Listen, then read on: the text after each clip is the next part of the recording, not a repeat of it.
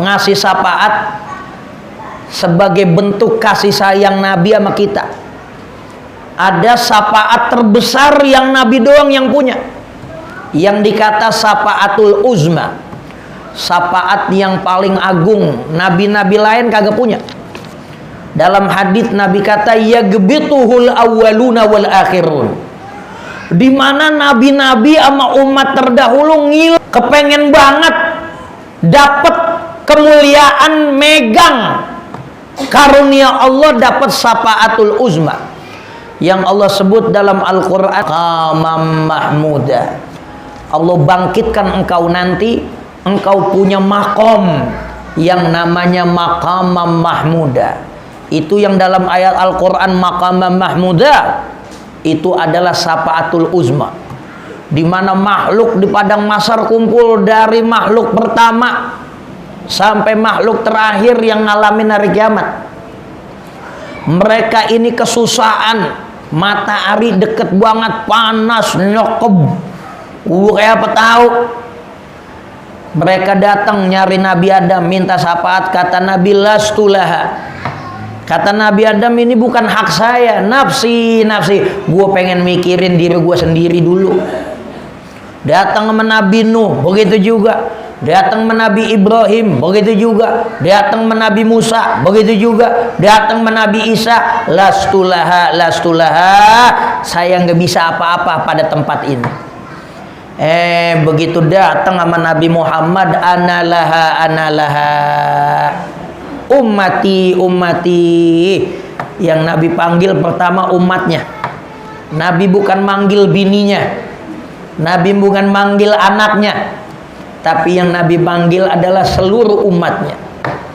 Saat orang enggak bisa tahu bagaimana nasib dia di hari kiamat, tapi Rasulullah SAW orang yang bakal minta kepada Allah dan diberikan hak syafaat, di mana para nabi-nabi lain semua berada dalam naungan Nabi Muhammad SAW. Ini yang disebut syafaatul uzma, syafaat yang Allah berikan kepada Nabi yang terbesar, nulungin semuanya. Ternyata syafaat Nabi bukan hanya itu. Nabi punya banyak syafaat. Ada syafaat buat umat Nabi. Nabi dapat hak prerogatif dari Allah Ta'ala. Ada umat-umatnya yang Nabi suruh masuk surga tanpa hisab dari Allah. Ada lagi, ada umatnya yang kudu azabnya lama di neraka jadi separoh, yang kudunya mendem lama di neraka Allah angkat hari itu juga. Ini bentuk-bentuk syafaat Nabi Muhammad SAW. Lagi-lagi syafaat Rasulullah SAW ini dinanti-nantikan oleh seluruh makhluk, termasuk kita sebagai umatnya. Ini jadi i'tiqad, jadi kewajiban yang kita kudu yakini. Rasulullah memberikan syafaat. Dalam kitab Jauharatut Tauhid dinyatakan wa wajibun syafaatul musyafa'i Muhammadin muqaddaman la tamna'i. Wajib kita meyakini adanya syafaat Rasulullah Muhammadin muqaddaman la tamna'i, yaitu syafaat Rasulullah yang dapat prioritas. Nabi-nabi lain belum ada yang ngasih syafaat, melainkan yang paling dulu adalah Nabi kita Muhammad sallallahu alaihi wasallam. Baru setelah itu nabi-nabi lain bisa ngasih syafaat buat umatnya. Baru setelah itu para malaikat ngasih syafaat, para wali ngasih syafaat, para orang soleh ngasih syafaat setelah syafaat Nabi Muhammad, sehingga dikatakan muqaddaman la tamna'i. Nabi itu yang paling dulu. Sebelum orang kenal syafaat, sebelum ada syafaat buat yang lain, Rasulullah yang paling dulu. Nabi waktu syafaatul uzma dikasih sama Nabi, makhluk semua berharap sama Nabi. Nabi sujud di bawah aras, dia minta sama Allah. Begitu Nabi sujud, Nabi minta sama Allah, manusia makhluk yang ada ditulungin. Kata Allah, ya Muhammad, sa'rasak wasal tu'ta.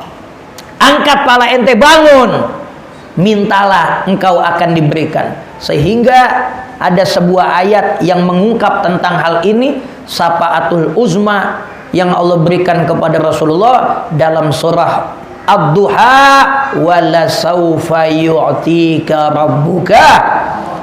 Apa yang Nabi minta Allah bakal kasih. Itu lagi nyeritain tentang nasib makhluk yang ada di hari kiamat. Sehingga pujian yang tidak berlebihan, ya, dari hadis-hadis yang banyak tentang syafaat, ada satu bait yang dikarang oleh Al-Imam Al-Busiri. Beliau ini menggubah bait qasidah dari hadis-hadis Nabi tentang syafaat. Ya akramal khalqi maliman aludu bihi siwaka inda ululil hadithil amimi. Ya akramal khalqi maliman aludu bihi, wahai makhluk yang paling mulia, ya akramal khalqi, makhluk yang paling mulia Nabi Muhammad, maliman aludu bihi, enggak ada bagi diri saya sosok yang dapat saya berlindung kepadanya, siwaka, kecuali kepada engkau, inda hululil hadithil amimi, ketika terjadi huru hara yang membentang di padang mahsyar, kecuali Rasulullah sallallahu alaihi wasallam. Itu bait dari hadis Nabi mengenai syafaatul uzma, di mana makhluk enggak ada yang bisa memberikan pertolongan melainkan Rasulullah sallallahu alaihi wasallam. Jadi kalau ngelihat pujian itu qasidah enggak bertentangan dengan akidah. Tuh orang salah paham. Dia kata, masa Nabi yang nolongin kita? Allah, bener Allah. Tapi Allah ngasih syafaat sama Nabi, Nabi yang nolongin kita. Ditambah lagi hadis-hadis tentang syafaat, itu hadis-hadis yang sahih. Jadi keliru besar orang yang mengatakan ya akramal khalqi maliman aludu bihi siwaka 'inda ululil hadithil amimi adalah bait yang penuh dengan kemusyrikan. Itu orang yang kagak belajar hadis. Karena apa? Jadi i'tiqad kita Nabi dapat syafaatul uzma, di mana makhluk, jangan kata manusia biasa, Nabi dan Rasul di bawah payung Nabi kita Muhammad sallallahu alaihi wasallam.